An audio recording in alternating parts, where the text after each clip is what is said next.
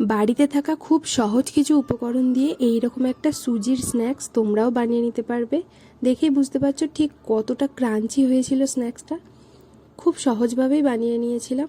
এর জন্য কিছুটা জল গরম করেছিলাম, তার মধ্যে এবার নুন, গ্রেট করা আদা, চিলি ফ্লেক্স আর কিছুটা ধনেপাতা আর কিছুটা সাদা তেল দিয়ে ভালো করে ফুটিয়ে নেওয়ার পর দিয়েছিলাম 1 বাটি সুজি।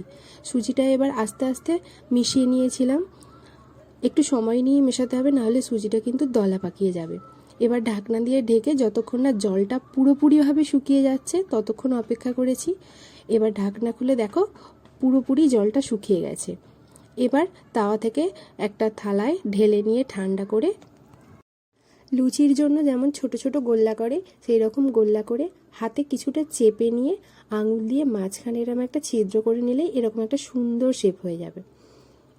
এরকম করে আমি সবগুলো রেডি করে নিয়েছিলাম।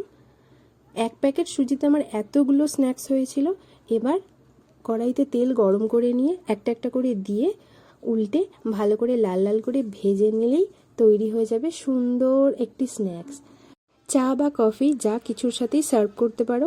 আমি সসের সাথে করেছিলাম। যদি আমার রেসিপিটি ভালো লাগে লাইক করে দিও।